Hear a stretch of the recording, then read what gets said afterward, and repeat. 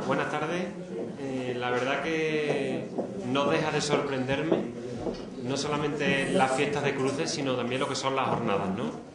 Un día como hoy, con un tiempo de distancia hasta las próximas cruces de mayo, y ver cómo está esto de aquí, de gente que por suerte nos hemos ido encontrando a lo largo de las diferentes fiestas de cruces de mayo de la provincia, la verdad que es un verdadero placer.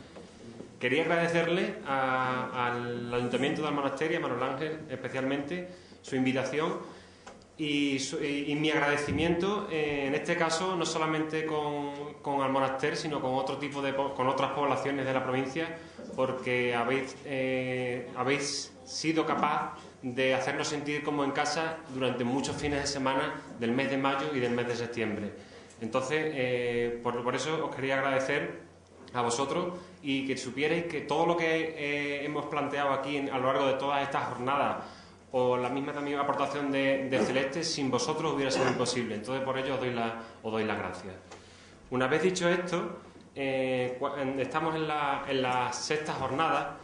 Cuando empezamos en La Palma, evidentemente no podíamos ni imaginar que 6 años después íbamos a estar hablando y se iban a continuar estas jornadas. Por lo tanto, reitero mi felicitación no solamente a todas las instituciones que han hecho posible esto, sino también a la colaboración de todos y cada uno de vosotros que habéis participado de una forma u otra en el desarrollo de las mismas, ¿no? En el título de mi conferencia es la salvaguarda o salvaguardia, es lo mismo, ¿no?, del patrimonio inmaterial. Vale. Cada vez más escuchamos y hablamos en los medios de comunicación, incluso en nuestro propio vocabulario, de palabras como estas, ¿no?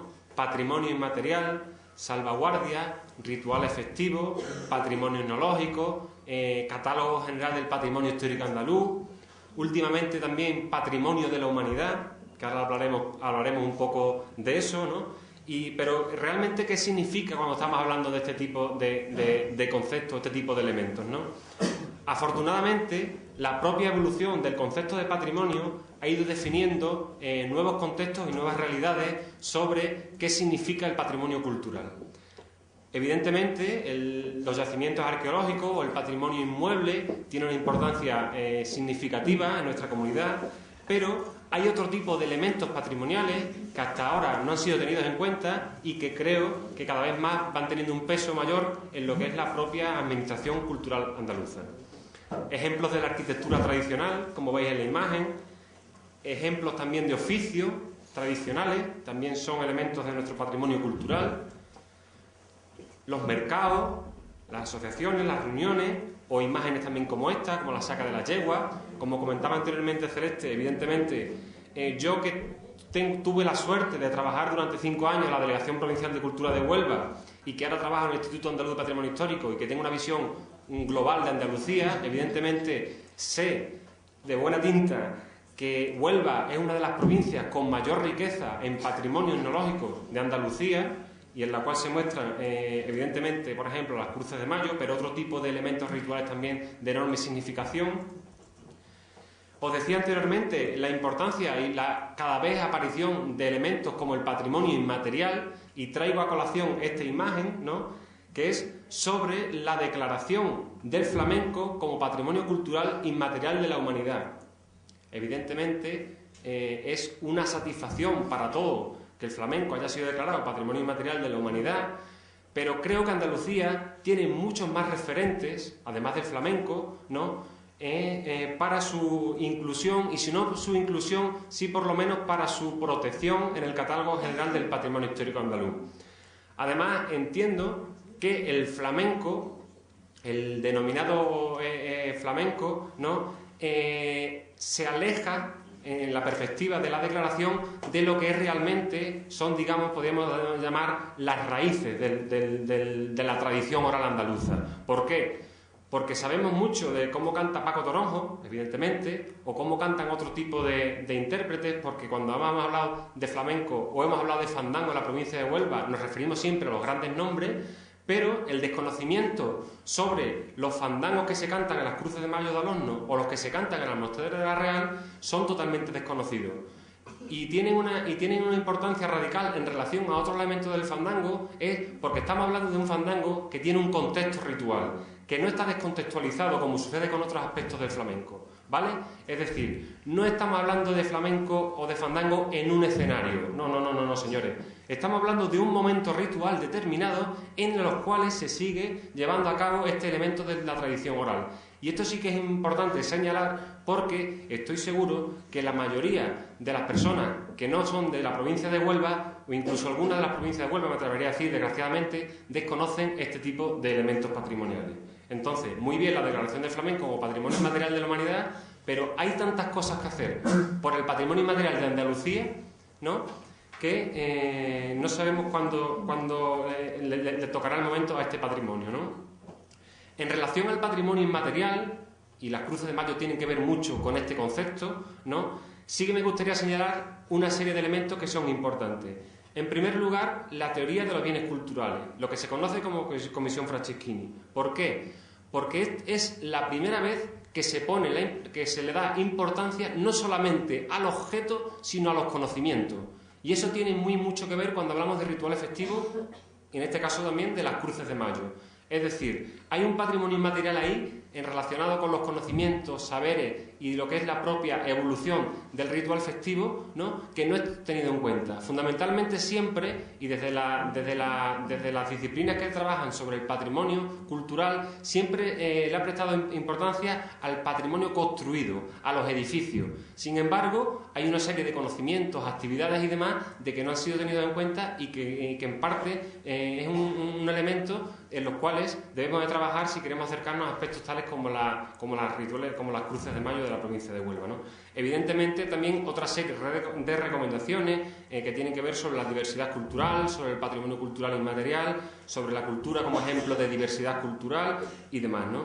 Y por último sí que me gustaría señalar la Convención para la salvaguarda del patrimonio cultural inmaterial. Es decir, desde la UNESCO se plantean una serie de reconocimientos sobre este tipo de elementos patrimoniales y entonces debemos tenerlo en cuenta a la hora de trabajar sobre este tipo de aspectos.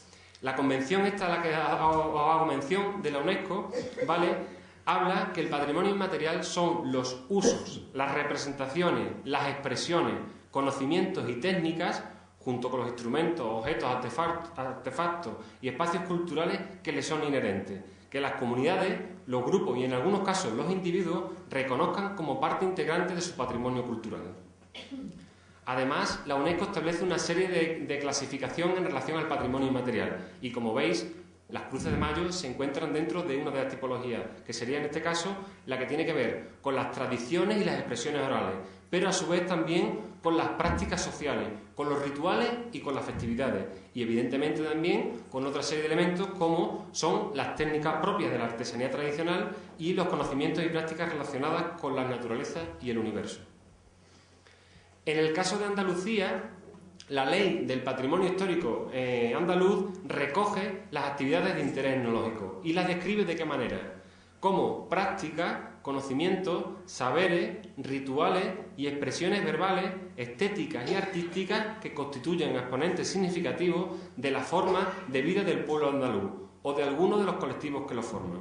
Es decir, el patrimonio inmaterial, las fiestas, como es el caso de las cruces de mayo, también pueden ser protegidas por el Catálogo General del Patrimonio Histórico Andaluz. No solamente los inmuebles, sino también los conocimientos y los saberes. Desgraciadamente, por parte de la Administración Cultural, esto no es tenido en cuenta. Daros cuenta de que, además de conjuntos históricos, de monumentos que han sido declarados bien de interés cultural, tenemos un listado en Andalucía enorme. No tendríamos tiempo a lo largo del día para ir hablando de cada uno de ellos e incluso de poneros el listado de todos los inmuebles que están protegidos por la ley andaluza.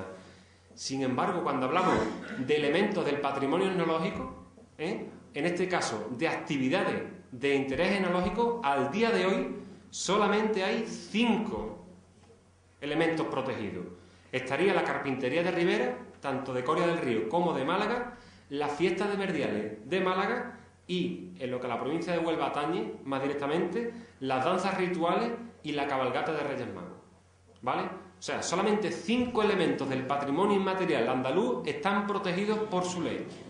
Daros cuenta en la situación en la que nos encontramos en la actualidad, ¿no? Cuando hablamos, evidentemente, de patrimonio inmaterial, cuando estamos hablando de las fiestas de Cruces de Mayo, estamos hablando de tradición. Pero estamos hablando de tradición no como un elemento estático, sino todo lo contrario. Las fiestas, igual que los elementos tradicionales, van modificando. ¿Por qué? Porque representan un colectivo que le da forma, y igual que cambia el colectivo, también cambia el ritual festivo. Entonces, por eso es interesante que tengamos en cuenta, cuando analizamos los rituales festivos, en este caso las Cruces de Mayo, tanto las permanencias como las transformaciones. Tanto lo uno como lo otro son claves a la hora de entender el presente de un elemento como este. Evidentemente estamos hablando de una continuidad histórica, que en algunos casos es datable y en otros no. En esto hay que tener en cuenta que muchas veces cuando se hablan de cualquier Cruz de Mayo, un elemento que salta siempre es el tema de los orígenes. Tenemos una fijación por saber exactamente, no solamente de qué año o siglo es, sino cuál es primera o cuál es segunda, ¿vale? Evidentemente es importante que tengamos en cuenta el tema de los orígenes, pero no debemos de prestar la atención única y exclusivamente a este elemento, porque son otros muchos los que nos dan las claves para entender la fiesta de Cruz de Mayo. Como os decía anteriormente, es también un aspecto interesante y que tiene que ver con el cada vez mayor acercamiento, no solamente de la antropología, sino de otras disciplinas, sobre este tipo de elementos patrimoniales, es el tema de la modernidad-contemporaneidad. Desgraciadamente hubo un tiempo, sucedía con los Cruces de Mayo, pero también sucedía con otros elementos como las danzas rituales, en las de cual en la provincia de Huelva también hay bastantes, ¿no?, en el cual todo este tipo de elementos eran elementos arcaicos. Llegamos a un momento histórico en el Estado español en el que se echaba en falta, ¿no?, y se criticaba como desde el punto de vista peyorativo, y se hablaba de un folclore desfasado cuando nos acercábamos al estudio de este tipo de elementos patrimoniales. Afortunadamente los tiempos van cambiando y ahora cada vez más no solamente existe una recuperación de estos elementos, sino que existe una revitalización de lo que son los rituales festivos. Evidentemente estamos hablando de producciones, de acciones, representaciones y significaciones que tienen una importancia social considerable. Estamos hablando además, y esto sí que es muy importante que tengamos en cuenta, cuando hablamos de algún elemento del patrimonio inmaterial, estamos hablando de elementos que nos hablan de colectivos, no nos hablan solamente de individuos, nos hablan de colectivos. Y esto tiene que ver muy mucho con lo que es el propio concepto y la evolución del concepto de patrimonio cultural, ¿vale? Y además es un patrimonio que es más vivido, actualizado, usado e identificado con el paso del tiempo. ¿Por qué hablamos del patrimonio inmaterial? ¿Por qué ese nuevo concepto de inmaterial? Como decía anteriormente, y tal y como sucede con en la Comisión Franceschini en los años 60, se le da importancia más a los valores que al elemento en sí. Es decir, es muy importante, ¿no?, que tengamos, por ejemplo, un botijo, ¿vale?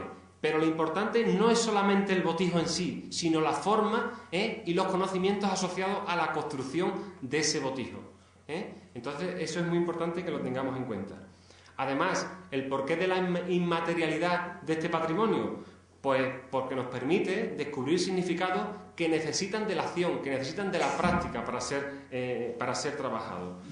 Además, evidentemente, nos está hablando de elementos, ¿no?, que son mensajes que nos transmiten